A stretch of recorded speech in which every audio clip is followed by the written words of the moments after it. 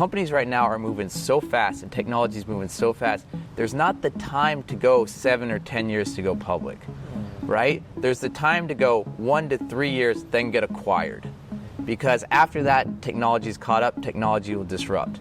Elon Musk has more amount of satellites in the space controlled by one person in the whole world than any other country. That's crazy. Yeah. In Silicon Valley, in this small little area of 1 hour drive, you have unlimited resources to take an idea and bring it to the entire world. Ball's here, this is your company starting. The other goal is the IPO. The ball slowly moves to the field. So hello everyone, today we have the one and only host of the Silicon Valley podcast. He has met 200 plus influential people in the Silicon Valley and he has learned so much about how to build in Silicon Valley. We will get to know how Silicon Valley has evolved and how you can build the next thing in Valley in 2024. So hi Sean, can you please introduce yourself? Hi, my name is Sean Flynn. I'm an investment banker. I focus on mergers, acquisition, growth capital. And when I'm not doing that, I'm the host of the Silicon Valley podcast where, as you've mentioned, we're at 230-something episodes. I've got to interview people like Melody Perkins, the founder of Canva, Jim McKelvey, co-founder of Square, Avram Miller, Intel Capital. The list goes on and on of just some of the amazing talent, the VIPs here in Silicon Valley that I've had the opportunity to sit down with and just ask questions and learn from. So can you share what AI problems or what tech problems you see around you? How can someone watching this video learn from those problems and build something out of it? Everything that is being done manually, any processes, bringing AI and just taking that one little piece away and having it automated. I mean, look at investment banking right now. It is an industry I think is prime for disruption. Because if you look at the steps you have, build out a data room, take the data room, create market materials. Take that market materials, create a buyer's list, give those market materials, market it to those buyers, then from those buyers, filter that down, and it's just step by step by step by step. Why can't AI help construct a data room? Why can't AI take that data room and create market materials from it? Why is that a manual process? How come it can't take that information that's in the market material and the data room and go, hey, these are the investors that would be the best to approach for these reasons with these customized emails to do it and create that list for you. All these tasks are being manually done right now. So why can't AI come in and do it? There's an example, there's a startup I just talked to the other day. Their whole thing is for due diligence on intellectual property, right? A lot of VCs, a lot of investors, they'll invest in a company later on to find out that their product that they invested in, this other company over here somewhere else in the world has the IP for it, and there's patent infringements, and there's these issues that will come about. This company, it looks at 7 million records globally in less than 5 minutes and gives you a report on your IP, if there's any issues, who has that IP that might be an issue with it, whether it's a big strategic or someone out there. And it gives you this report so you know in advance, wow, this company does have a brand new fresh idea. There isn't anything competitive against it. I mean, this would have taken an intellectual property department 2 weeks to do and tens of thousands of dollars. They're doing it for, I think it's $250 per search.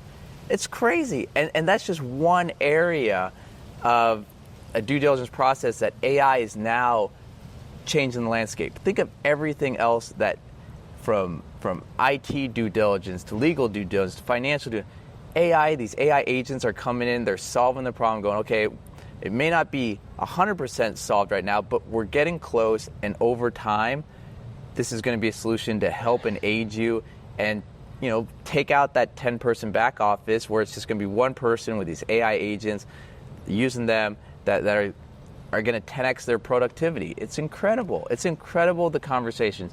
Just the other day on my podcast, and the episode is going to be really soon, a company is releasing the first AI bookkeeper. And it's level in the playing field in the sense that you have, right now, these big corporations, they have so much data, so much information in, they can price adjust in real time, inventory adjustment, all these things in real time that the mom and pop store aren't able to do. But because of their AI software, it's now the data's there that it will adjust prices in real time for that mom and pop shop. inventory or all tracking based on the weather, the time of the year, all these inputs that a two-person business wouldn't have ever been able to even think of in the past, but now AI is a solution right there for them. So you're saying we should put AI into every single problem we see and advance it? Yes and no. There's still that human component, right? There's many of these problems where you need that person there to either double check or for that emotional connection or that life experience. There's a lot of these things that AI just isn't there, that won't solve. But there's a ton of things right now that we are spending countless amount of time and energy on that an AI solution just implemented, over time trained, can solve that problem. Now let's break down the steps. So number one is idea. You said that whatever problems you're solving, try to bring AI into it and use the hype. Now what would be the second step towards funding or maybe bootstrapping it? What would be the strategies of building it? Is the next step networking, or is the next step reaching out to venture capitals, because there are so many here? What would be the next step? One, let's look at Silicon Valley itself. The power of Silicon Valley is in the network. In Silicon Valley, in this small little area of 1 hour drive, you have unlimited resources to take an idea and bring it to the entire world. What do I mean by that? In this little area, you have Stanford, you have Berkeley, you have the best universities, you have all this intellectual talent.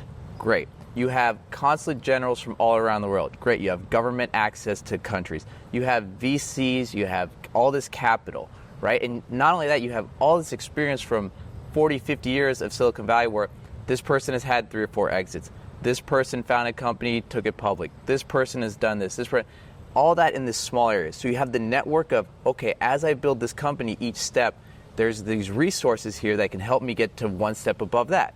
So first off, build the network in Silicon Valley. Without a doubt, build the network, because building that network will open up all the doors, because not only when it's your first time, you're not sure what next door you should open, right? But if you have that advisor, that guide saying, open this door, then open that door, then open that door, and then that's the goal that you want, and that will get you there, fantastic. You fast-tracked it, you learn from other people's experience, you're good to go, you're there. Now after you build the network, take the advice from them on what you're building. Go out there, not necessarily sit down and code, but find out if the market wants what you want to build. Take surveys, ask questions, go to people. Hey, if I build this, will you buy it? Would you pre-order it? Would you put a deposit down? Is this a problem that your group, your company, your organization has tried to solve in the past and they weren't able to do it internally, or what? Find out. Go to the startup graveyard of all the companies from these accelerators that, did anyone try this in the past and did they fail? Why? Let me reach out to that founder and find out. Maybe it's different now. Maybe I'm going to learn a ton from having that conversation. Once again, resources, the network will open doors to have these conversations. So, okay, you've built out a network. You've identified the problem. You've gone to the market and you realize that the demand is for your problem. If you can create the solution, go out. Now it's time to start building. Now it's time to enter the market, get your minimal viable product out there, get feedback. Like they say, build, test, iterate, build, test, iterate. Just keep going over and over this cycle. And as you're growing, you're going to do these little pivots, but eventually you're going to say, wait a second, I got it. This is gold. I know when I put money in here, more money is returning. I know if I put this much effort and energy there, more effort and energy is coming back. And now you're off to the races. Now it's just how quickly can the rocket ship go? Now, how do you network? So you mentioned next is you open all the doors, but is there a right way you would define to network in the Valley? Because I go to so many events. There's a networking event every single day in San Francisco and San Jose. So many people at the end of the event, they bring their poster boards. I am hiring, or I'm looking to network with podcasters. I'm looking to network with venture capitalists. Come to me, and people network this way. But what would you say? Is this the best way, or what are the best ways? Because you cannot just go straight to Elon Musk and just network with them. How do you build it slowly? Well, follow your YouTube channel. That's number one. But no, there's so many ways. There's shortcuts to do it. Some of the shortcuts could be, well, if you went to a university or took a course at a university, access that alumni group. There could be going to an accelerator, whatever it is, there's shortcuts to try to get into an existing network. But more than anything, what I see is a big issue is people, when they first come to Silicon Valley, they go to every event, right? They just, this is shiny, I'm over here. This looks nice, I'm going over there. It's not a waste of time because you are learning, you are meeting people, but to be honest, if you're not laser focused, you're not going to get to where you want to go.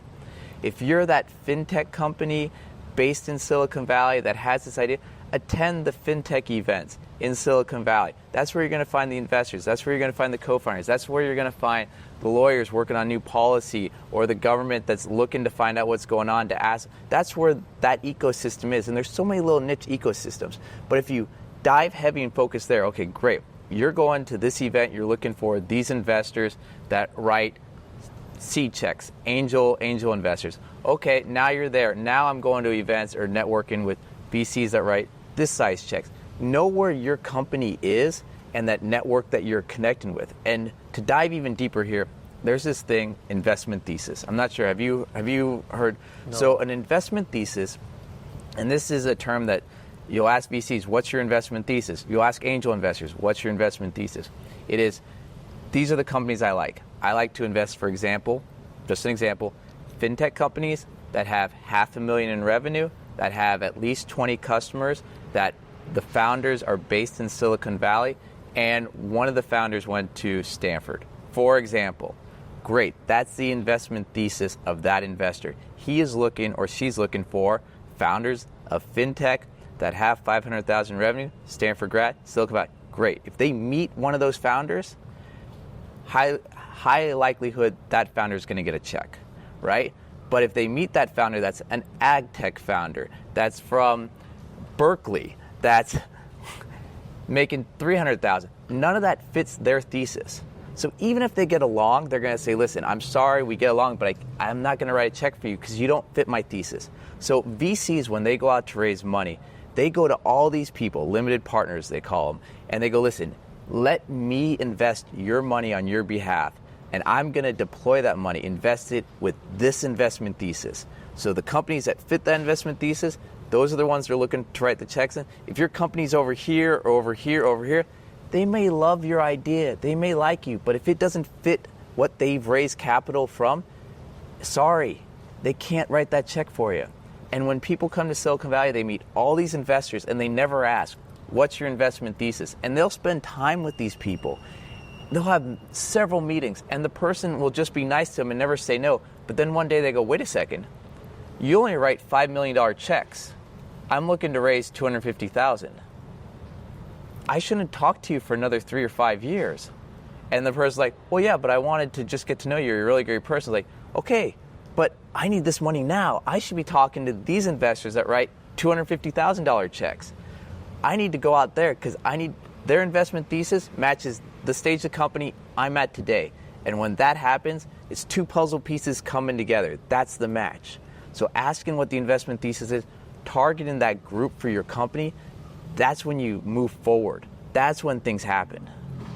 So you cannot just go to shiny investors and, like big investors like Vinod Khosla or other popular VCs. You have to find your bubble in which you currently are, and you have to go one step at a time. You cannot go 5 steps further suddenly. So think about a soccer field, right? The ball's here. This is your company starting. The other goal is the IPO. The ball slowly moves down the field. Yeah, sometimes you'll try to kick it halfway and then it goes back, right? That field represents the investors you should talk to. You got angels here, you got maybe angel groups as well, micro VCs, VCs, maybe it's private equity, you're going public. There's little steps around that soccer field, right? But you're here, you can look up field. You know there's investors here you should be talking to, you should get to know today for tomorrow. You know there's some investors here that know some of these people.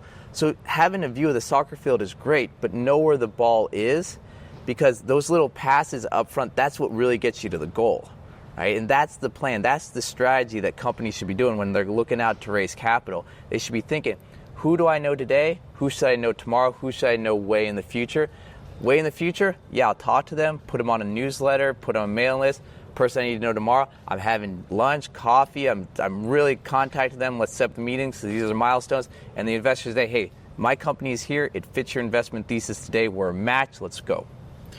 Now, do you think, is it just sufficient to have an idea and just go to these VCs? Because currently, when you are in pre-seed and seed phase, the biggest thing that is important, which I've learned from your podcast, is the hunger. Because you cannot build a product at pre-seed and seed stage. The hunger in the founder is most important, that brings the startup forward. So in this journey of building it, how do you bring the maximum out of hunger? Because currently people watching us, they can come from all over the world thanks to the entrepreneurship visa in the US. Yep. Like, no one is restricted to come here now, especially entrepreneurs. Yep. Now, how do you have that hunger needed in the Valley? Well, let's go back one thing you said, just talking to that VC for the hunger. Well, most likely, even though you got that passion, your stage of company probably won't fit that VC's investment thesis, right? They're here. You're most likely talking to that angel that goes, listen, I know you don't even have sales yet, but I believe in you. We've connected. I see a younger myself in your eyes, or I see that energy. You know what? I'm taking such a high risk, but I know you're not going to let me down. I know my money is best spent with you. I mean, that's the connection, right? So that's then.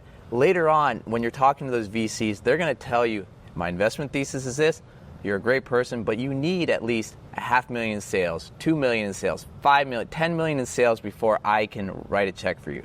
So at the very beginning, it is a big part of it is the people, right? You and your team.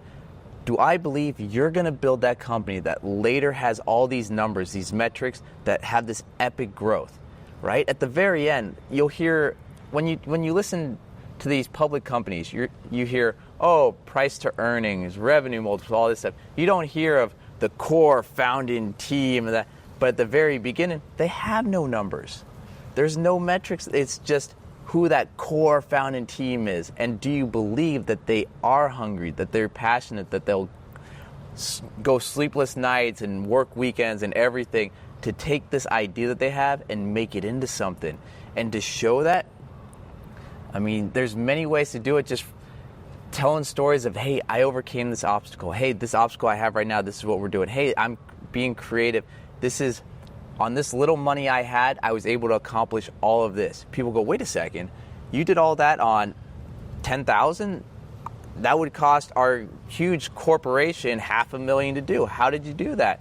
You know, having examples like that. Listen, I may not have a product, but I did 100 customer surveys. Here are the write-ups I did. Here's the people that have showed interest.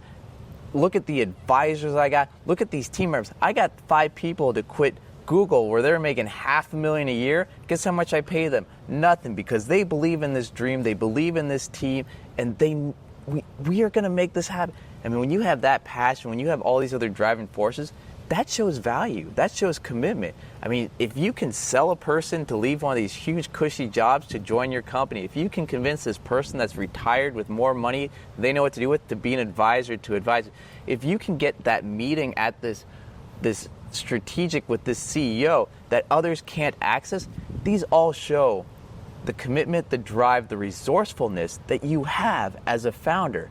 And on the other side of the table, if they hear these stories, how can they not be impressed? So if you can bring big people in your team, you get an edge. But that's also kind of fake edge as well. For example, people who just drop out of DeepMind, people who drop out of, let's say, Anthropic, OpenAI, they get funding really fast as compared to someone who has written 10, 20 research papers and who is just starting right now. How would you justify this edge? Good question there. How'd they get into Anthropic? How'd they get into OpenAI? What did they do there? What was the network they built? Who's writing their checks? It's great to write research papers. That's fantastic. I know a lot of professors. They are so smart. Can they build a company? Right? They can come up with the technology for a company, but there still needs to be that team that implements it. And there's a huge disconnect. Right? There's a huge disconnect from being in a lab versus being out in public. Just having these conversations, a lot of people say, listen, I just can't do sales. I can develop, but there's so much IP that sits there. There's so many of these better products that are just on the shelf that aren't the winners because the inferior product had the better team, had the better salesperson, had the better company pushing it. It's incredible. Just saying, okay, this person does research papers, this person worked at Anthropic and dropped off. Well, not saying that one company, but if you're at one of these companies, you see 5 years in advance. You know, okay, this is what I'd like to build, but the company's not doing it, they're too slow. I'm going to go out, build this company, and then maybe sell it back to this big corporate. I mean, there's so many advantages from being in one of these growth companies and seeing everything that's happened and then branching off, that people see that advantage. They see that skill set that you have, those teams and the relationship and the network. Going back to the network, that network you have from working at these companies, the access to investors, the access to decision makers, versus when you're just in a lab, your network there is completely different. So really, your example, it just shows a black and white just how different it could be, because yes, you may not have all these research papers, but you have all this different experience in building a company. You have this network, you have access to money, you have access to all these other things. Here you might be super smart. Now, when you combine the two, that's pretty awesome, right? I mean, that's why they always say, who's your co-founder? You get that one co-founder that's good with people, sales, that complements that one that's good with developing, good with coding, good with building. You put those two, that's Batman and Robin. That's a solid team, right? Just like the team of Square, you interviewed the co-founder of Square, and they teamed up. One had the technical advantage, another person had the leadership advantage, and they had no ego issues, that I'm okay to sacrifice the CEO position for him, even though I have the technical advantage beyond ego issues, right? Oh, in the interview, I mean, that I got to do with the co-founder, Jim McKelvey, he straight up said at the very beginning, I did not want to be the CEO. I did not. And actually, I interviewed OpenTable's founder as well. He said, I did not want to be the CEO. Like a lot of people, and that's actually something very beautiful. When you know your strong suit and you're comfortable with that, and you have that goal of building the product, building the team, building the company, and you put ego aside and going, this is what I'm good at. This is my area of expertise. Here's my compliment. This is their area of expertise. This is what we're good at. Let's now join forces. Let's build this together and make that happen.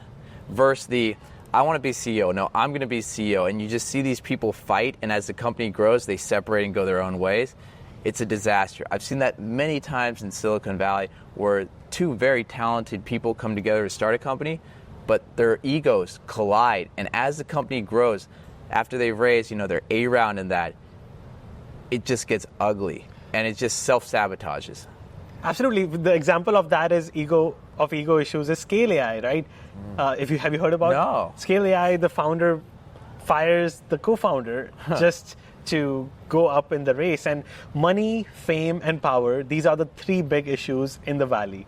So a tough question for you, if you had to choose these three, can you tell me what are the most important in the Valley, and that gives you edge? Ooh, that's okay. So money, fame, power. That's a tough one. Money is a commodity here. There's an abundant amount of that. So not so much, I would say, money. Fame, it'd have to be fame as everyone actually likes you. There's a lot of famous people here in the Valley that aren't particularly I don't want to say, I'm not sure what the proper way of, but have a negative connotation with the fame and power. I mean, if you have, could I just change that to network? Like, if you have network, you have all three of those and more. Like, really, that your network, if you know people, they have money. If you know people, they have power. If you know people, they have the fame to get you access. It's the network that combines all those that you should strive for. That's a very interesting answer. But beyond, let's say you don't have a network with all three, because some people can be introverts. Of course, network is your net worth. I totally agree. But some people take a long time. Someone, let's say, who doesn't have a college degree, someone who is an immigrant coming to the US, they have zero network right now. And it takes years to make that network. But money, power, and fame can come really fast. Let me give you a quick example as well. But yeah, go ahead. But I was going to say, because you can have money, but that doesn't give you access to the right deals. That doesn't give you access to the right employees. That doesn't give you access because money is so abundant, right? Fame might get you that meeting, but that's it. After that, you're on your own, right? And power, I mean, really, what is power, and how do you enforce power here in the U.S. and Silicon Valley? I guess I just don't know what having power would be. But access to money, everyone's got that. With access to fame, that's temporary. Power, maybe power, but I'm not sure what that means. Power is, for example, Elon Musk has more amount of satellites in the space controlled by one person in the whole world than any other country, any country governments. Isn't that shocking? That's crazy. Yeah. That's pretty awesome. Dude. Yeah. Scary, but yeah. So, of course, he has made a great product and it's amazing, but that's a lot of power. Yeah. Sure, I'll go with that. Continuing with the question of money, power, and fame, what would you think founders like the most? What do they run after the most here? I mean, founders, it depends where they are in the stage of the company. At first, it is definitely money. That's the biggest thing. We need money to build this. We need money to scale this. Then, later on, probably turns into fame. Once they have that money, they've hit those milestones, they got that traction, because now money comes to them easily, right? They know the next investors in the next round, people are lined up, so that's taken care of. So then it goes to, okay, fame. I've built this company, I was in the shadows for 5 years, let's get some recognition for it. I want to meet some of these high-profile people, I want to be on stage. So I think it goes, first they seek money, then they seek fame, and at the end it's, okay, now I'm at the top, I want power, I'm here. So I think that's kind of the natural order. Not sure if that's a good thing or bad thing, to be honest, but I think that's kind of the evolution that you see here with people. Interesting, because if you consider the top founders, for example, Elon Musk, he runs behind money as well, but OpenAI founder, he's not taking a single paycheck from OpenAI, but still running behind money through investing into companies he's already invested in. For example, Reddit, he had already a big percentage ownership in it. Now with OpenAI, he's partnering with Reddit, making a lot of money because Reddit is growing with that partnership and making a lot of money. So do you think, is there ever an end to it, or you always have to go for it? I think a lot of these people, one, it doesn't sound like they're driven by money anymore, right? At the very beginning, maybe, but after a while, money becomes useless at some point. It's, you go to this, it's free. You go to that, you're invited. You go over here, it's VIP. It becomes useless, or it's not as valuable as it was at one time. But I think it's the sense of accomplishment and doing something that others have never done. That's, at least from my guest on my podcast, right? I've gotten to interview some incredible people over the years, and at first maybe it was a little bit of the money, but eventually it was, no, I just wanted to do this to see if I could do it. And then they accomplished that goal, and then it was, you know what? I tried to retire, and after 6 months I was bored, or 3 months I was bored. And then I thought, I want to solve this problem. Can I do it? Can I challenge myself? And there's this small group of people, they can't sit still. They really can't. They see a problem, they have to solve it. They see another challenge, they have to go after it. No matter how successful they were in their past, no matter how many awards they've won or whatever, they can't sit still, and that's who they are. And there's very few people that are like that, where they can take an idea and turn it into a company, like a huge successful company. There's a lot that can take it from idea to 20 employees, idea to 50 employees. There's very few that take it from idea to public company, or idea to 500, or that, it gets fewer and fewer.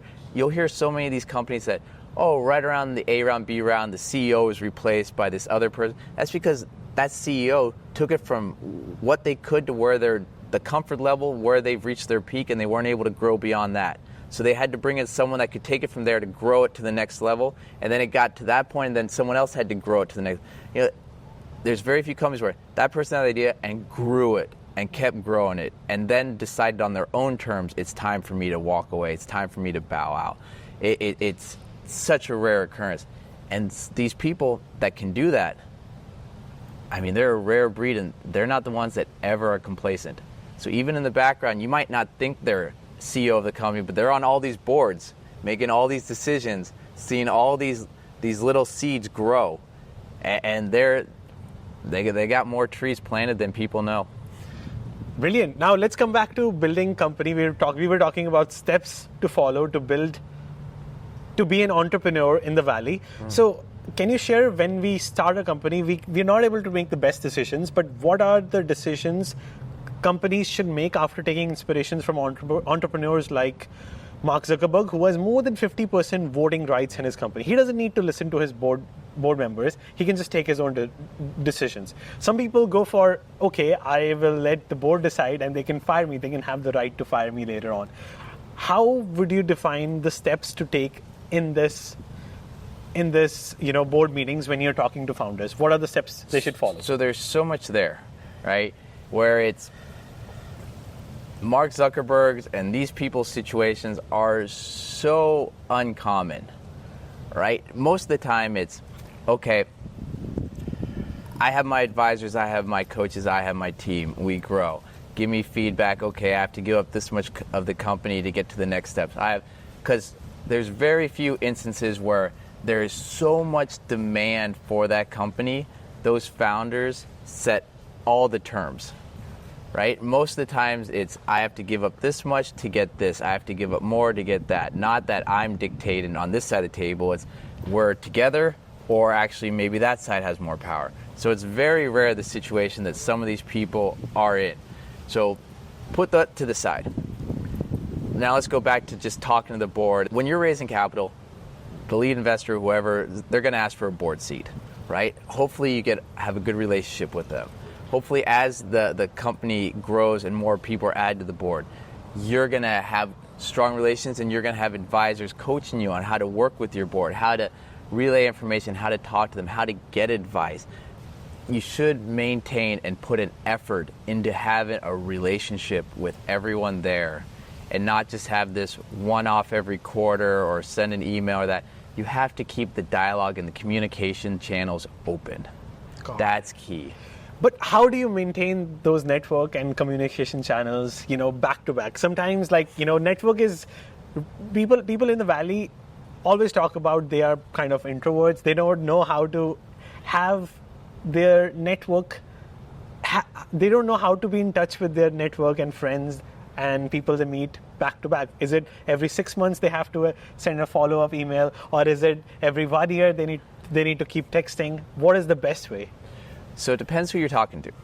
If going back to the soccer field and where your company is at, say just your investors, the ones you're targeting now, the ones you're going to target a year and a half from now, the ones you're targeting 3 years from now, right? You might just have a newsletter where you either release it quarterly or monthly that says, hey, this is what we've accomplished. This is what we're going to accomplish.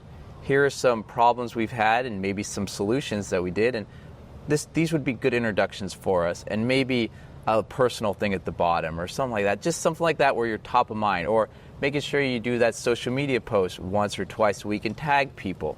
Just ways that you're always staying top of mind to those people that when they read it, they go, wow, the company, they were too early for me 2 years ago, but what they've accomplished now, I should put on my calendar to reach out to them in 3 or 4 months to set up a meeting. Or, I know someone I could introduce them to, and since they always give this little public thank you at the bottom, if I make the intro, maybe they'll give me a public thank you there.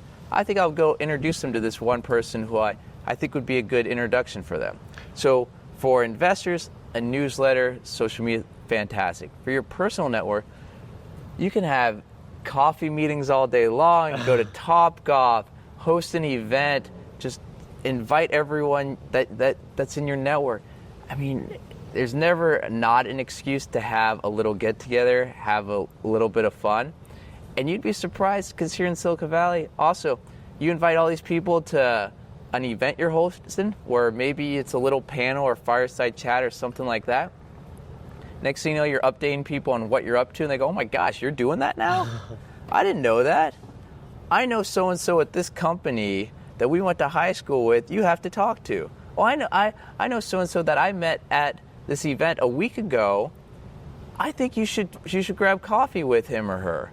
And next thing you know, there you go. But it's because you stayed top of mind with people you've already built relationships with just because you invited them. And I mean, that's the whole key.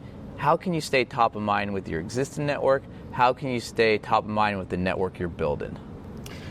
These are wonderful strategies, because you cannot, let's say you have gotten a fund at an early stage from a billionaire. You cannot just meet them every quarter. You have to appreciate them on social media and maybe try to see their posts, and maybe they need value somehow, and email them by giving the value they need. The idea is always in the value. You cannot just say hi and expect a reply. You always have to keep in mind that you need to give value every single time you meet. Yeah. So do you know about the term enshittification in Valley? Like, a startup starts, it's pretty good, and then gets worse. For example, Airbnb. Like YouTube and everything? Yeah. Yeah, I loved it when it was free with no ads. I mean, that term is so, oh my gosh, that term is so true. Like, there's so many products I was like, oh, it was free. Now how much is the subscription? Wait, am I getting less now as I pay a subscription than when it was free not too long ago? So no, I'm definitely familiar with that term. But I look at it as, okay, that gives opportunity for someone else. So many of these products, as you mentioned, over time they get worse and worse and worse. They lose touch with their core users. They lose touch with the market. They're just looking for, okay, how can I get a quick win for next quarterly reports? Like, whatever it is, that gives opportunity. That gives so much opportunity to be disrupted. And we're seeing that. I mean, how many startups are entering spaces where this one company was there that over time slowly messed up, that now this one's gaining market share? I love podcasts. There's one podcast I've been listening to lately. It's Business Wars. And all it is this incumbent, this new company, slowly taking market share because this one gets a little lazy, or this one thinks they're too good, and then this one finally overtaking them. And we see that all the time. So true. I mean, that's how competition comes as well. Now, what Airbnb doesn't have, Vrbo has come in America, right? Airbnb has become expensive. They have increased their commissions. It's not as good as it was before. Now it's more about profit. It's a culture. Now that's how competitors come, and then brings them back into check. So do you think these businesses fall in the category of businesses or entrepreneurship? Because in your podcast, I've learned entrepreneurship is about creating something new which hasn't been. Business is about copying others and finding new markets. For something like this, with AI and that, there's so much that's brand new, that's untested, that as going back, there's no laws or regulations. That I think a lot of that is entrepreneurship, right? You're going someplace that no one has any idea what the outcome could be. Wouldn't say businesses, because as you listen to the episode with Jim McKelvey, yeah, it's okay. Step 1, step 2, step 3, step 4, maybe you're not the first or second bank. You could be the 100th bank, but you're going to succeed. You're going to do good. Or that entrepreneur, it's pretty much all or nothing. You're doing something no one else has gone before. That's it.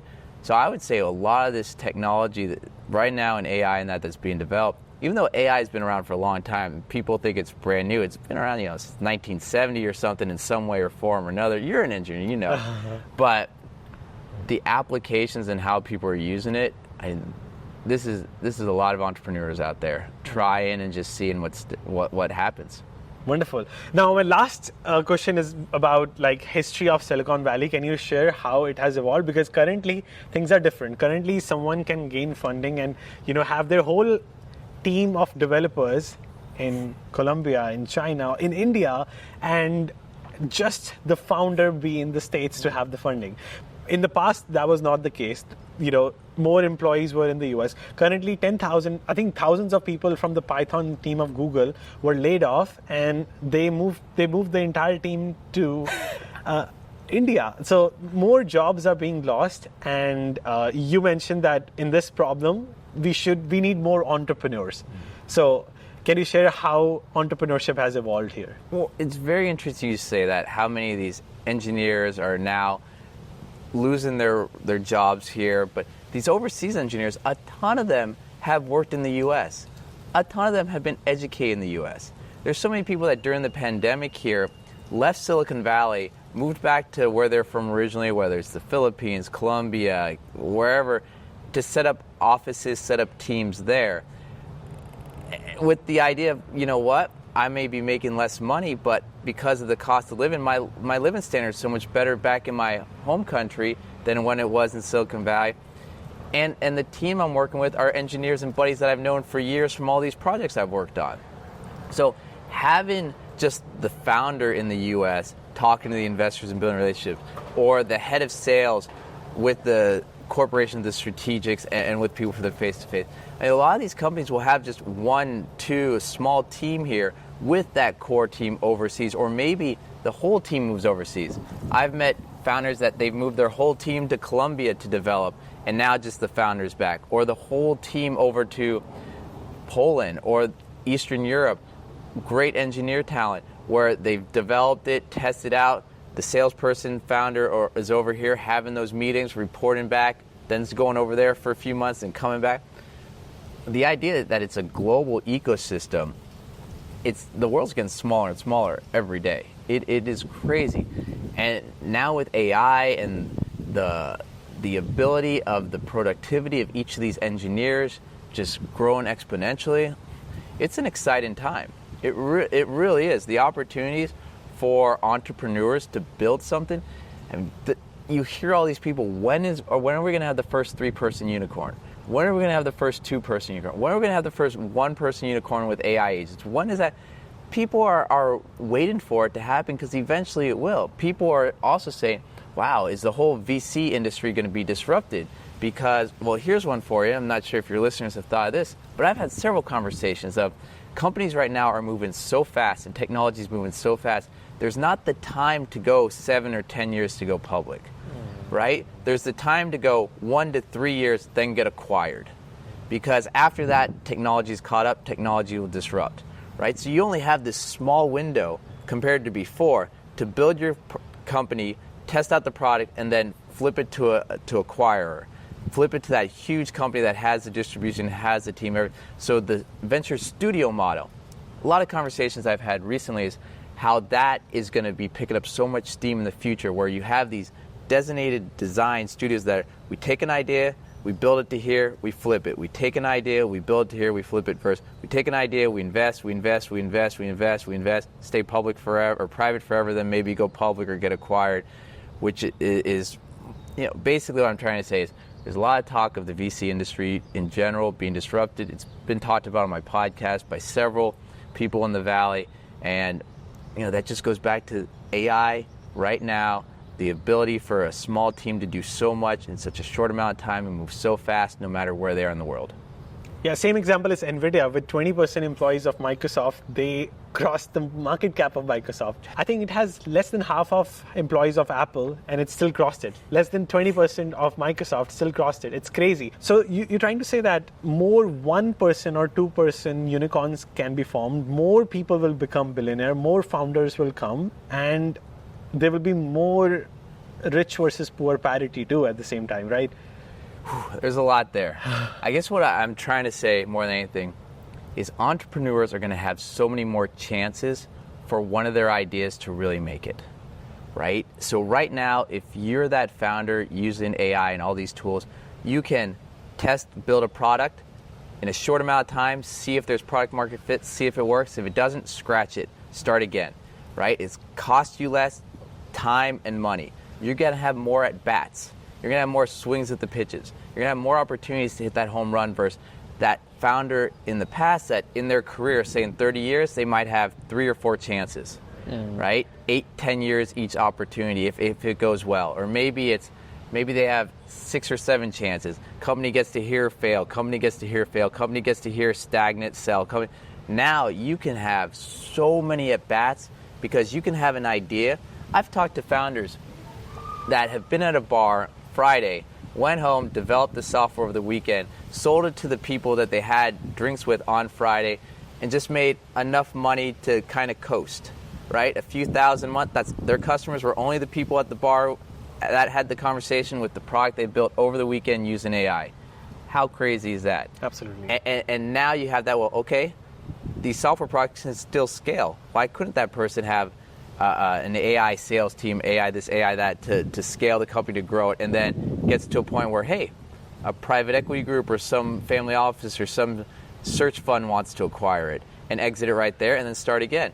This can all happen so fast with such little money versus before, if I need to raise $1 million to put servers in my garage. What? And then I need another $5 million to do this, and now we have $25 million. We're just starting. No, now it's okay. I have an idea. I have the internet. I have a little bit of money. Done. I've tested out the product. It's just changing everything. So the future of the world is that everyone should try to become an entrepreneur, a business person, rather than just getting mad about jobs being lost. That's a tough one because being an entrepreneur, it's an emotional, draining, exhausting.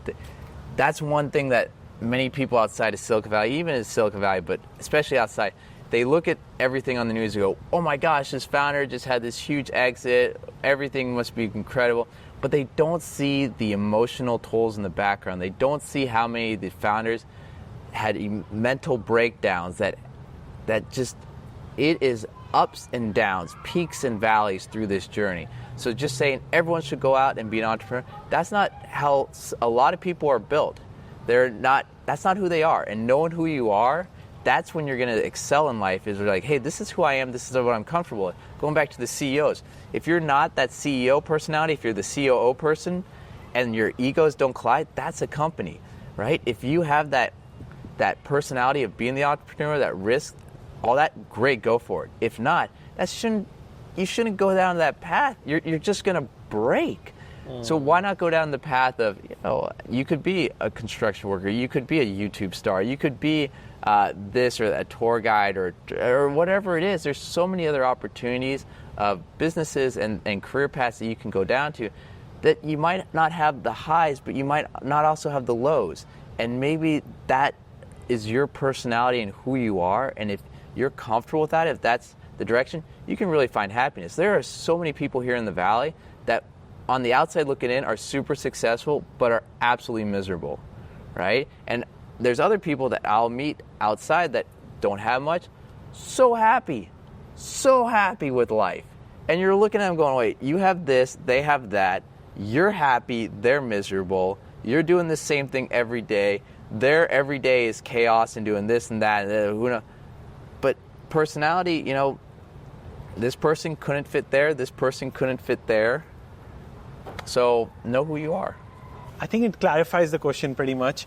So coming back to the history of Silicon Valley, how do you think it has evolved? Because you have been following for so long. So I've interviewed quite a number of people on that topic. I've interviewed James Cape, the current president of the Intel Alumni Network. I have buddies here that grew up in the Valley. I mean, even a contact that was telling me stories about how he turned down, his dad turned down to first round investor opportunities in Apple. Like, the stories here are just incredible. But Silicon Valley's changed quite a bit. You'll hear of all these stories of, oh yeah, this place over there, that used to be Orchards when I was growing up, and no one would go over there, and that was the bar people would go to, and this was all kind of military connected, and this HP was the powerhouse, and SAP after that, and then this. It's every few years it seems like it's evolving quite a bit, and hearing some of the stories of, I don't want to say the old timers, but the ones that have been here 30, 40 years, it's crazy. Because they'll have stories of just, the guy that founded Craigslist used to have a cubicle next to me, and we were talking one day, and he said he would do this, and I didn't talk to him for a few years, and then bam, and you're like, what type of, that story is incredible. But I mean, Silicon Valley itself, it's just so interesting how right now, I mean, it goes from this just field, this orchards, farming area, to where it is now, where you have the smartest minds from around the world coming here, moving here, setting up operations, moving their families.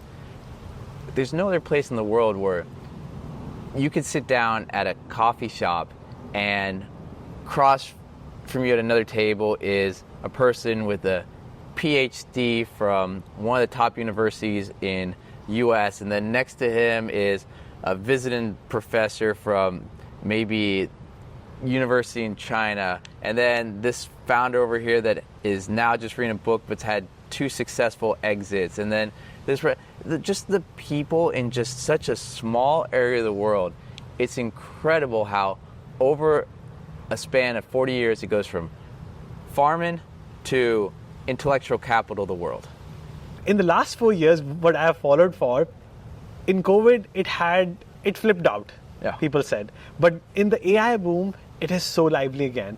Around Union Square, we see less homeless people, but more people talking about products, tourists, as compared to before. And this AI is helping the buildings which are empty coming back to office, and it is more lively than before, and more talks are happening than before. Every single day there are multiple events that I have to choose between which one to go to. Who are the founders I can talk to? Everyone is more approachable than before. Do you agree? I would say you should have been here before the pandemic. Really? It's not there yet. It is not there yet. Before the pandemic, so much more was happening. The atmosphere, the energy, the vibe, there's more before the pandemic. During the pandemic, I had a lot of friends moved to Miami, moved to Nashville, Tennessee, moved to Austin, Texas, moved to all these parts of the world with the idea of, oh yeah, I'm going to be here temporarily, but then I'll come back to Silicon Valley. But they moved there, like, oh my gosh, I have a backyard. This is incredible. I know my neighbors. This is a great place to live and raise a family. I'm not coming back to Silicon Valley. I'll work remote, or I'll fly in once a quarter maybe, but I'm now living in these other parts of the country or other parts of the world. There are now, though, people coming here for the first time, or there's a few coming back, but many are, hey, this is AI, this is the center. There's always been when you see Berkeley, Stanford, and there's so many other universities here that people aren't aware of. I mean, right now we're at San Jose State University on the campus. There's Santa Clara University. There's San Francisco University. There's all these universities. Every year there's a new group of, I'm not even sure how many tens of thousands of the smartest minds from around the world they bring here to Silicon Valley that are here for 4 or 5 years that then during that time are starting companies, graduating, starting companies. And it's incredible just the intellectual resources all these universities in such a short area pull from around the world. They're getting internships at the top companies. Then they're staying after for a couple years, and then they decide to build their own company. So this kind of life cycle has been going on for years, but it's still not there energy-wise that I felt before the pandemic. It's still not. It's getting better, but I really wish you had visited before, because, I mean, now it's getting there. It's getting there around AI, but before it was around everything. Totally agree. Maybe it'll take a few more years. It'll reach to the point it was before pandemic.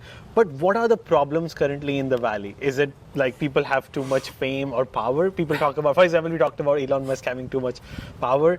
People are running behind too much money, fame, power. And also people talk about rich versus poor gap and the parity. So what are the problems in the Valley? I'd say the biggest problem that people complain about is actually cost of living. It is so expensive to live in Silicon Valley. It is so difficult for founders that want to start companies when they come over from wherever country they are, or if they've just graduated college, whatever, they have this limited amount in the bank account. This limited amount maybe will last 6-10 months back in their home country, back in their home city or state or wherever. But when they come to Silicon Valley, it just goes by like that. That money just gets drained because cost of living is so expensive.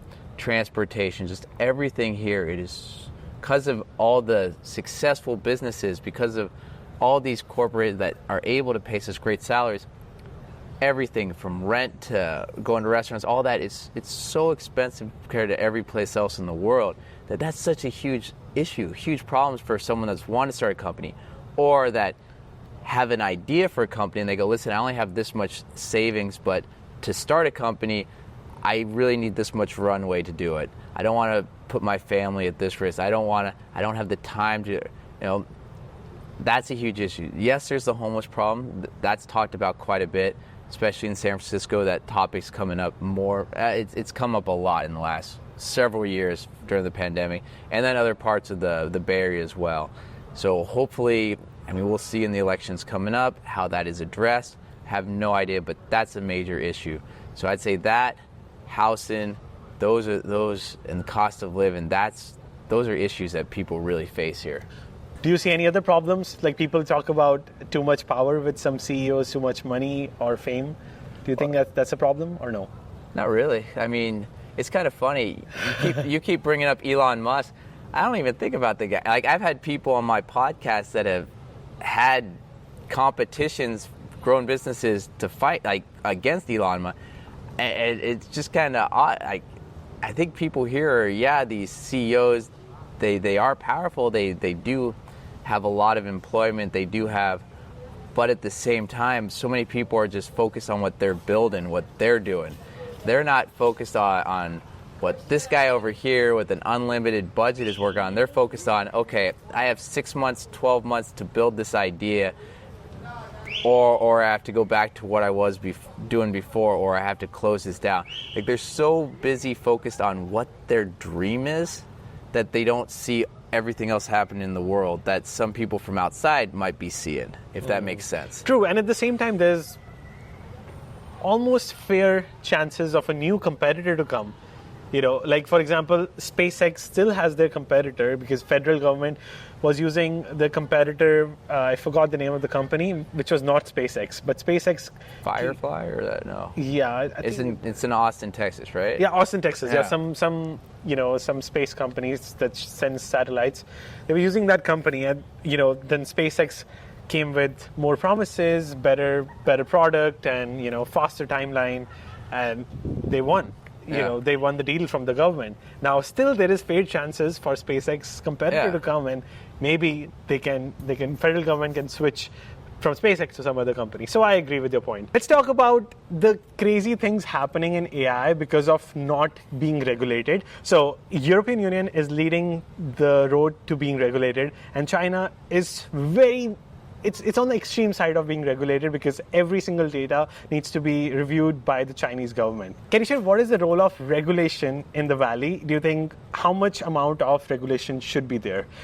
Well, that's a tough question. I mean, really, because you'll hear these startups and that won't even come up in presentations. And when I mean presentations, they're pitch decks and the conversations they're having with audiences at these events. They'll go, this is the problem I'm trying to solve. And the whole focus is on the problem. What's the problems out there? This is my solution. This is my team.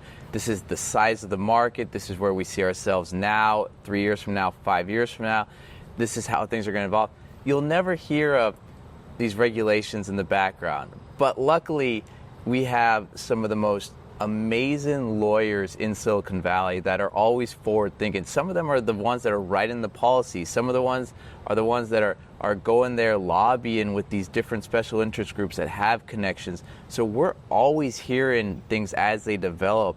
And that's incredible insight because that helps form the ecosystem. And as this technology develops over here, well, there's this person over here going, okay, how is this going to impact society? How is this going to impact government? How is this going to impact others? How is that going to impact regulations? Let's talk to the government. Let's talk. So, I mean, in Silicon Valley, a lot of people don't realize this. We have consulate generals from all around the world. We have economic developers from all around the world. We have decision makers from all around the world that are always coming here, learning what's happening to kind of position themselves for later on and for the startups in their countries, their startup ecosystems, so they can have this information, they can see what's coming along the line and adjust, because if something happens in the U.S., those laws that happen in the U.S. that structure around data, around businesses, that impacts every business around the world that wants to enter the U.S. market. So if you're not building your company for what's happening today in the U.S., later on when you enter, who knows, what the foundation might not allow you to get acquired by that U.S. company to enter the U.S. market for all these things. So, so much has happened in Silicon Valley that is on a global level that the globe will find out one day, but right now is being developed and everything's in real time. This gets developed, this law happens, this law happens, this gets developed. And it's just this back and forth dance, and it's really exciting to see come to fruition. But I mean, how many companies have we seen in the past? The Ubers, the ride shares, all these laws changed for them. The Airbnbs, all these laws changed for them. That's an amazing part of Silicon Valley. All this technology is built here, so all the laws are playing catch up. The governments are playing catch up. Then they see this, and they're a little bit ahead. Then the startup and the companies have to go a little bit further. And it's just back and forth. It's just back and forth. So do you think there's a pattern in the Valley that you sometimes have to break the rules, for example, Uber, and then you grow so big that those rules change for not just you, but for the entire country?